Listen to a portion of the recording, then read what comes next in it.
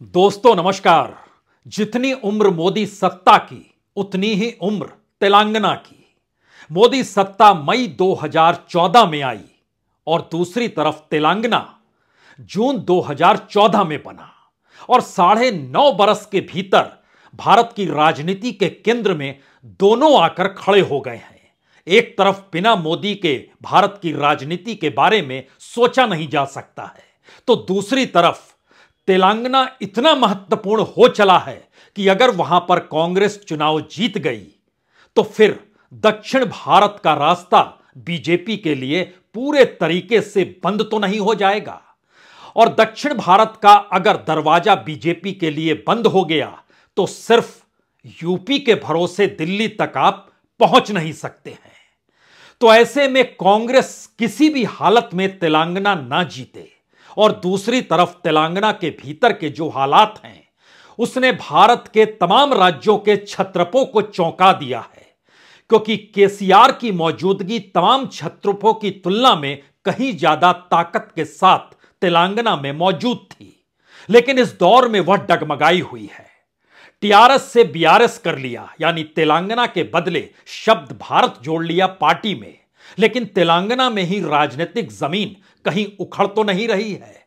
कई दृश्य कई तरीके से इस दौर में उभर रहे हैं जो ये बता रहे हैं कि जो टीआरएस बीआरएस बनने से पहले से दिल्ली की सत्ता यानी मोदी सत्ता के खिलाफ थी, उसने किस तरीके से समझौता केंद्र से किया यानी मोदी सरकार से किया।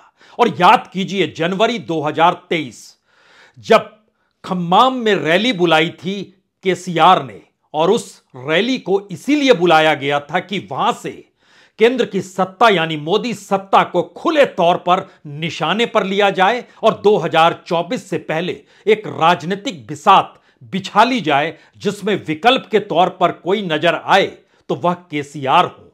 और उनके साथ कौन कौन खड़े थे उस दौर में? आम आदमी पार्टी के नेता केजरीवाल थे, मुख्यमंत्री पंजाब के भी मौजूद थे भगवंत मान, समाजवादी पार्टी के नेता अखिलेश यादव भी मौजूद थे, केरल सीपीएम की सरकार है विजयन भी मौजूद थे, सीपीआई का महत्व देश में खत्म हो चला लेकिन उसके नेता डी राजा भी मौजूद थे। और इस रैली के बाद माना गया कि थर्ड फ्रंट के तौर पर केसीआर अगुवाई करते हुए दिखाई दे सकते हैं। लेकिन राजनीति जिस लिहाज से तेलंगाना में पलटने लगी और अभी की तारीख में लोग याद करने लगते हैं इंदिरा गांधी को, पुरानी कांग्रेस को, तो फिर हवा उल्टी बही या इस दौर में कांग्रेस की जीत केसीआर को चाहे पराजित कर दे लेकिन यह झटका बीजेपी के लिए होगा और यह झटका बीजेपी बर्दाश्त करने की स्थिति में नहीं है। तो क्या इसीलिए कांग्रेस बार बार कह रही है कि दरअसल तेलंगाना को लेकर बीजेपी और केसीआर और यहां तक कि ओवैसी यानी एआईएमआईएम भी मिल चुके हैं?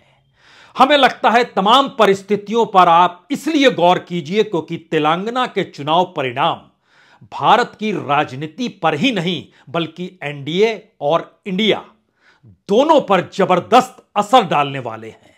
इस देश के क्षत्रपों को लेकर कांग्रेस को कितनी जरूरत है और बीजेपी की जरूरत क्यों क्षत्रप हो गए, यह दोनों सवाल साथ साथ रेंगने लगेंगे। लेकिन उससे पहले हम आपको एक दृश्य दिखलाते हैं। यह दृश्य प्रियंका गांधी की एक रैली का है। वह कुछ कह नहीं रही है, सिर्फ नारे लग रहे हैं। वो कांग्रेस का जिक्र कर रही है, वो जय हिंद कर रही है, वो जय तेलंगाना कह रही है। लेकिन उस भीड़ का अंदाज देखिए जो तेलंगाना के भीतर का है।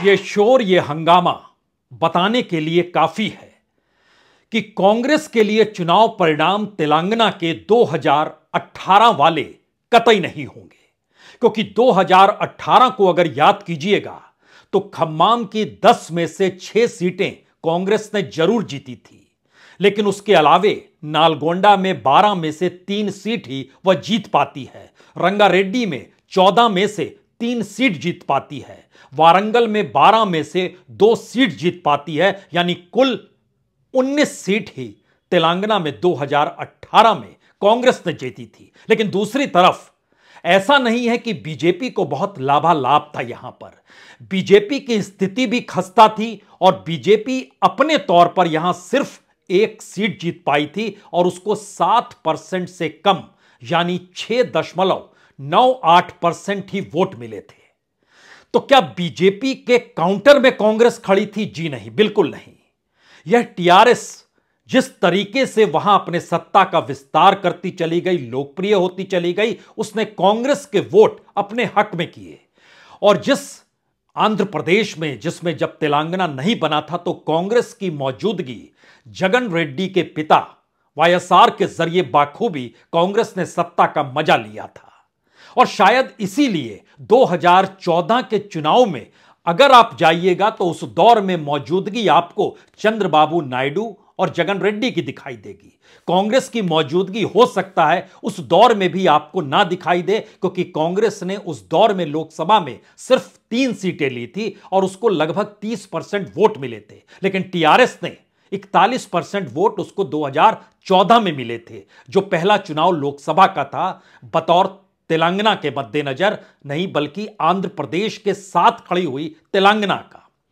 बीजेपी को यहां 4 सीट उस दौर में मिली थी जब आंध्र प्रदेश एकजुट था, एक साथ था। और यहां पर सबसे ज्यादा वोट और सीट किसी को मिली तो वह टीआरएस ही थी, इसको 9 सीट मिली, 42% के लगभग वोट। 2 सवाल सामने आने चाहिए। बीजेपी लोकसभा का चुनाव हो या राज्य का चुनाव हो, उसकी मौजूदगी तीसरे राजनीतिक दल के तौर पर है और वह बहुत कमजोर है वहां पर, चाहे वो लोकसभा का चुनाव हो चाहे विधानसभा का चुनाव हो। लोकसभा के चुनाव के भीतर भी बीजेपी जिन जगहों पर जीत हासिल करती है, वह सिर्फ अगर 1 सीट है तो वो क्या मायने रखता है। और मौजूदा वक्त में अगर प्रधानमंत्री इस बात का ऐलान करते हैं कि तेलंगाना में बीजेपी की सरकार बनेगी, तो इसके मतलब और मायने पर्दे के पीछे की उस हकीकत से समझे जा सकते हैं जहां पर किसी भी हालत में कांग्रेस को रोकना है। और कांग्रेस अगर सत्ता में आई तो सवाल यह नहीं कि छत्रप संकट में आ जाएंगे इस देश के, सवाल यह भी है बीजेपी का राष्ट्रीय विकल्प के तौर पर मौजूदा स्थिति में पार्टी, विचारधारा और सत्ता पाने की कवायद, तीनों परिस्थिति में एक झटके में बीजेपी को तेलंगाना से हार मिल जाएगी।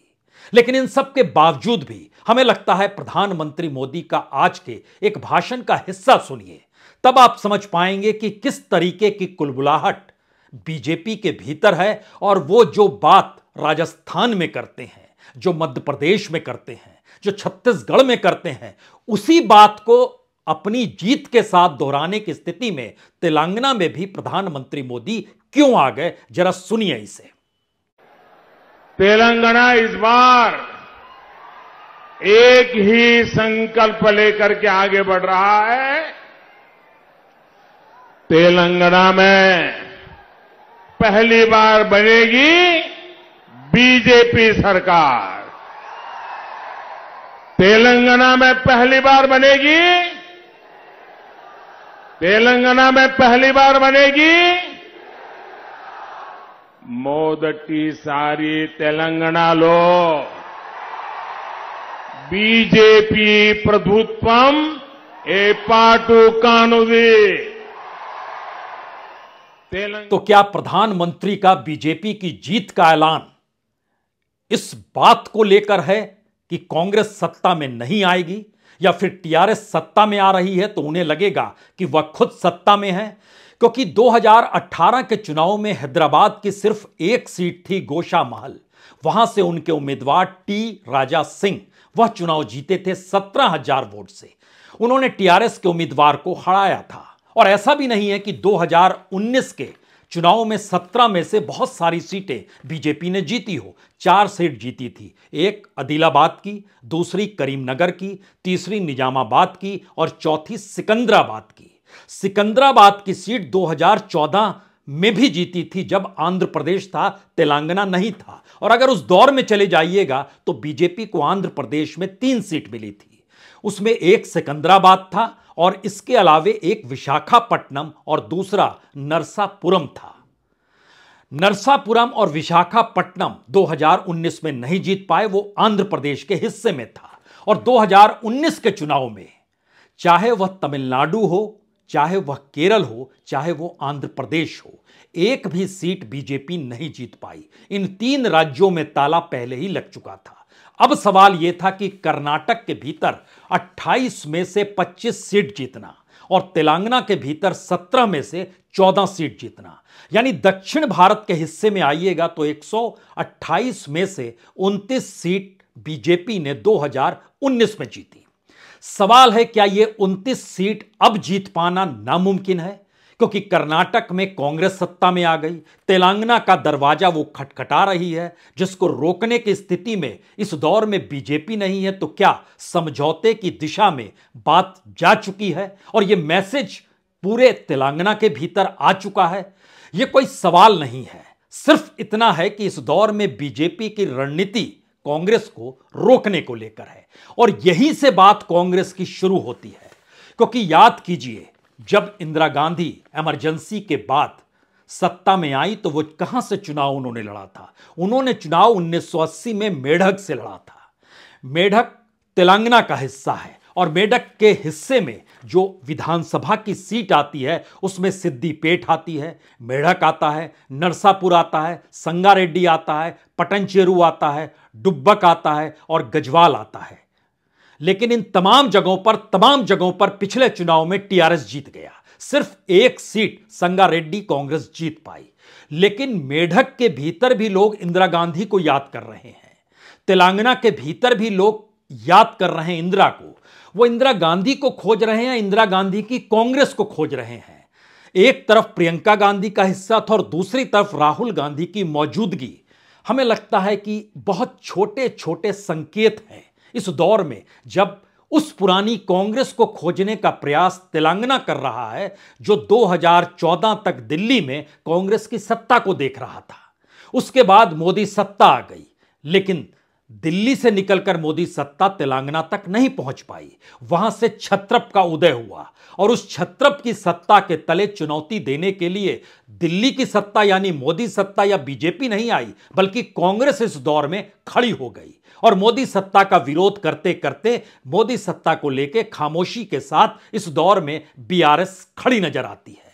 तो सवाल सबसे बड़ा यह है, क्या पुरानी कांग्रेस को खोजते खोजते प्रियंका और राहुल के जरिए इंदिरा गांधी को याद तेलंगाना क्या इसलिए कर रहा है कि वाकई जनता का यह चुनाव अपने आप बन गया, जिसमें कांग्रेस को नहीं बल्कि उस पुरानी कांग्रेस की अगुवाई करती हुई जनता टीआरएस के सामने खड़ी है। इसीलिए एक लहर सी नजर आ रही है कांग्रेस की रैलियों में। इस बात को समझने के लिए हमें लगता है एक छोटा सा हिस्सा आपको दिखाते हैं, जिसमें एक उम्मीदवार कांग्रेस का राहुल के साथ खड़े होकर इंदिरम्मा को याद कैसे करते हैं। आगन साहब, इंदिरा जी बहुत अच्छा। इंदिरा जी एमपी नॉमिनेशन डाल के यही मीटिंग हुआ था 1980 में, यही गंज मैदान में, यहीं से ही भाषण दिया इंदिरा गांधी जी। ये ग्राउंड है ये साहब, आपका प्यार सा ही है साहब। बस तो क्या यह मान लिया जाए पुरानी कांग्रेस को या इंदिरा गांधी की कांग्रेस को तेलंगाना खोज रहा है, या सिर्फ पुरानी पीढ़ी खोज रही है?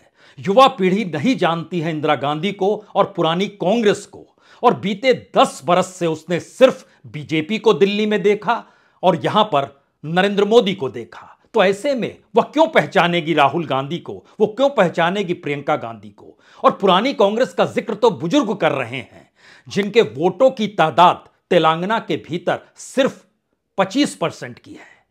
और दूसरी तरफ युवाओं का वोट बैंक, जो इस दौर में वोट देने लायक हुआ और जिनकी उम्र 30 तक है, वह तो लगभग 40% है। वही मायने रखता है।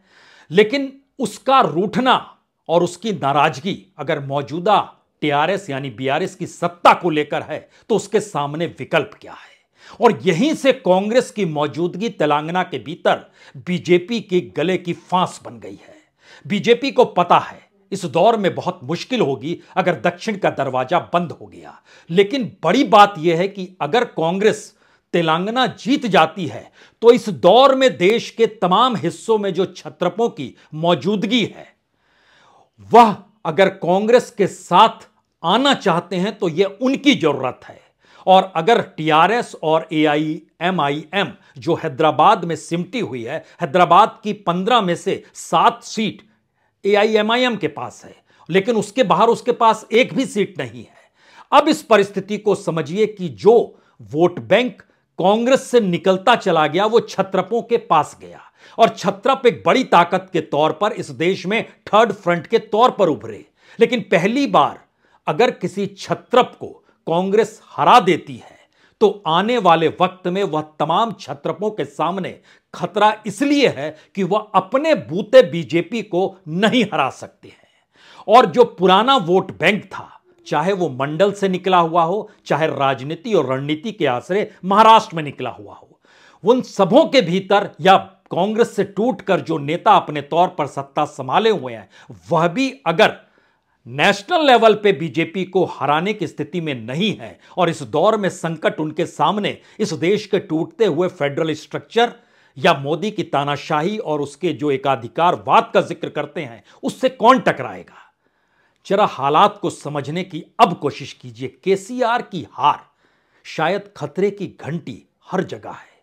यह बिहार में आरजेडी और जेडीयू के सामने भी है, उत्तर प्रदेश में समाजवादी पार्टी और बीएसपी के सामने भी है।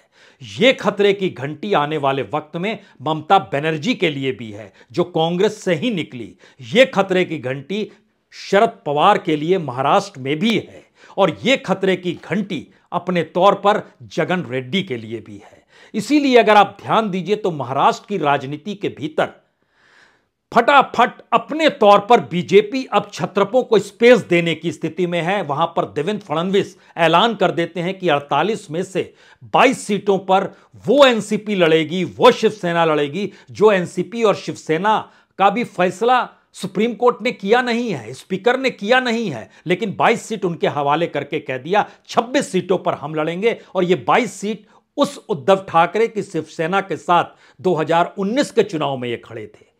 सवाल है कि अब स्ट्रेटजिकली क्षत्रपों को साथ बीजेपी कैसे ले, उस दिशा में बीजेपी बढ़ने को तैयार है। और दूसरी तरफ कांग्रेस की स्थिति क्या है, यह कहीं ज्यादा महत्वपूर्ण है। कांग्रेस अपने तौर पर सोचिए कि उसने जिन जगहों पर जीत हासिल की उसमें जब हम जिक्र कर रहे हैं कि उसको लगभग 28.4% वोट पिछले विधानसभा चुनाव में मिला था।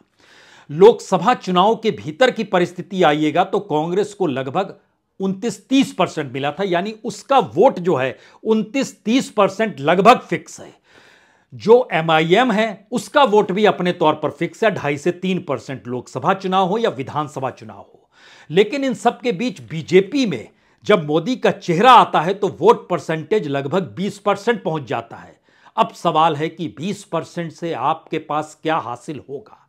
और अगर नेशनल पार्टी के तौर पर कांग्रेस वहां पर जीत हासिल करती है तो जो लोकसभा के चुनाव इस विधानसभा चुनाव के बाद आएंगे वह एक झटके में जो टीआरएस के पास यानी छत्रप के तौर पर महबूबनगर, नगर कुर्नूल, वारंगल, महबूबाबाद, खम्माम, चिबेला, मेढक, जहीराबाद, पेडुपल्ली, इन तमाम जगहों पर उसके लिए मुश्किल होगी। मुश्किल कांग्रेस के साथ खड़े होने की ना स्थिति में बीजेपी के लिए बड़ी मुश्किल है। उसके पास जो आदिलाबाद, करीमनगर, निजामाबाद और सिकंदराबाद है, संकट यहां भी गहराएगा।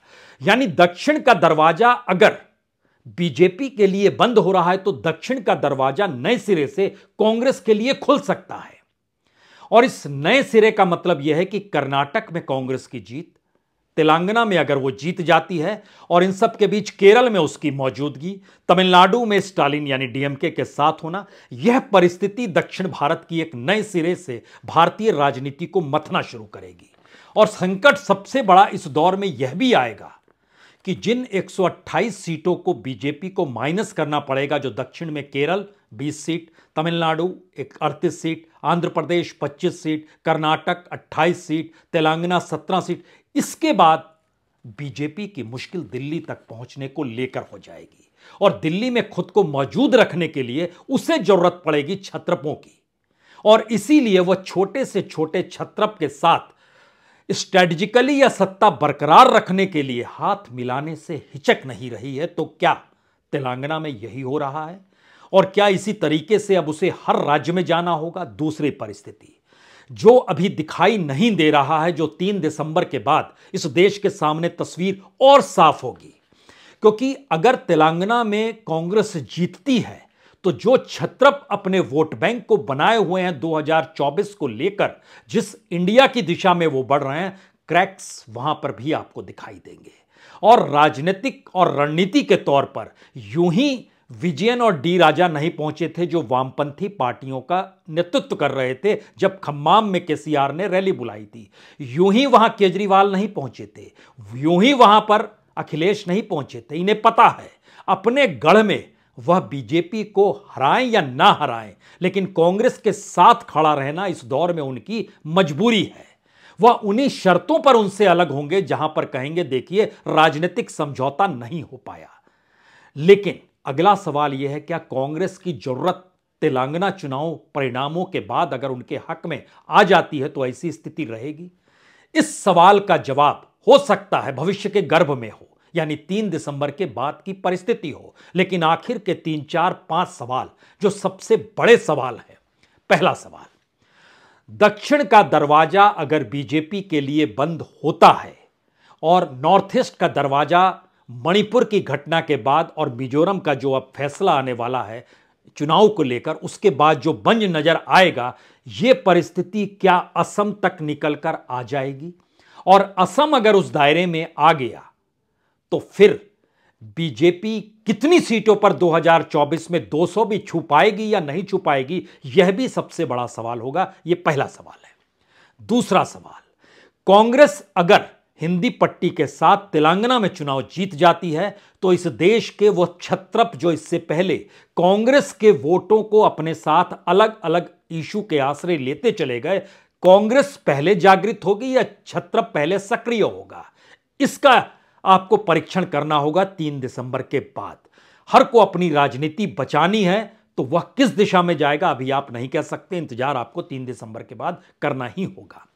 तीसरी परिस्थिति, पहली बार किसी छत्रप की हार भारत के भीतर क्या बाईपोलर पॉलिटिक्स की दिशा में पूरे तरीके से मोहर लगा देगी? यानी अगर सामने बीजेपी खड़ी है तो इस तरफ कांग्रेस खड़ी है और बाकी राजनीति का कम से कम लोकसभा चुनाव के मद्देनजर कोई महत्व नहीं है। यह बाइपोलर की राजनीति एक झटके में उन राज्यों के छत्रपों के सामने उनके विधानसभा चुनाव के समय भी हो सकता है संकट पैदा करे।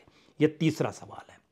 चौथा सवाल, क्या इस दौर में अगर बीजेपी कांग्रेस मुक्त भारत कहते कहते अब कांग्रेस को हराने के लिए अपने सबसे बड़े दुश्मन से भी हाथ मिलाने को तैयार है, तो क्या यह मान लिया जाए कि इस दौर में संघ की विचारधारा कुछ मायने नहीं रखती है? बीजेपी के कार्यकर्ताओं का परिश्रम कोई मायने नहीं रखता है। स्ट्रेटजिकली और गठबंधन के आश्रय ही अब बीजेपी खुद को टिकाने पर आएगी। तो उस मोदी को देखने के लिए क्या आप तैयार हैं जो गठबंधन के आश्रय दिल्ली की सत्ता पर बैठना चाहते हैं? चौथा सवाल है। और पांचवा सवाल, अगर यह परिस्थिति बन गई तो जो लगभग 250-248 सीटों पर बीजेपी और कांग्रेस आमने सामने है, उसे पलटने में कितनी देर लगेगी? और यह धड़कनें दिल्ली की बढ़ा रही है और इसीलिए इन धड़कनों के साथ आपको तेलंगाना के भीतर मोदी और शाह की जोड़ी चुनाव प्रचार करते हुए ऐसे नजर आएगी जिसमें आपको सुनाई क्या दे, रणनीति क्या बन रही है और किस तरीके से कांग्रेस को वहां रोकना है। इन परिस्थिति को पढ़ने की कोशिश अगले 3-4 दिन जरूर कीजिए। बहुत बहुत शुक्रिया, बहुत बहुत शुक्रिया।